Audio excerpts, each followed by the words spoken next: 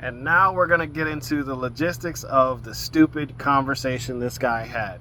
Be careful who works on your cars. Just because they went to a tech school and learned a few things on a textbook doesn't mean they know what they're doing. This guy doesn't have a clue about building cars, let alone Hemis, because of this comment. Can add silicone to that area and it won't leak.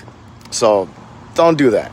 I want you to, let's get back on track. Why won't you change rod bearings? At least rod bearings if you're changing the pan since you're so good.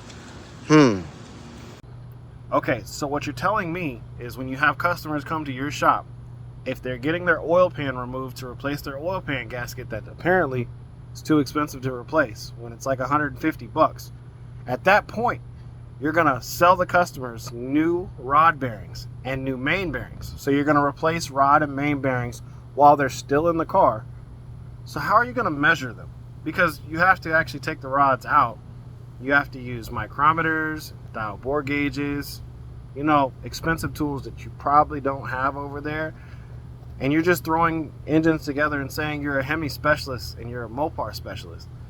So be sure, everybody, go check out Raw Exotics if you want him to replace your bearings whenever he changes your oil pan gasket. And he's not going to check clearances. He's not going to polish the crank. He's not going to clean the crank. He's just going to throw new bearings in there for you because that's what your car needs. So basically what you're saying, right? They're pushing 543 to the wheel, and the rod bearings and main bearings are going to last that long with that aggressive cam? Wow. Holy shit. I mean, just leave me to my zip ties, bro. Just so you guys are aware, when you put a cam kit in a vehicle, cam, lifters, springs, push rods, the RPM of the engine is not changing. The rotation is not changing. Matter of fact, most of the cams that we have are bleeding off cylinder pressure faster than the factory, so you're actually better.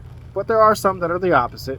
However, changing overlap, changing duration of a cam, putting new springs and push rods, according to this guy, are going to put more stress and wear on the bottom end of your motor, on the bearings that are in the bottom end, not the top end where the valve train is that you're changing. This guy's logic, I don't know where he gets it from. That's almost like saying if you paint your car, it's going to make your carpet look different.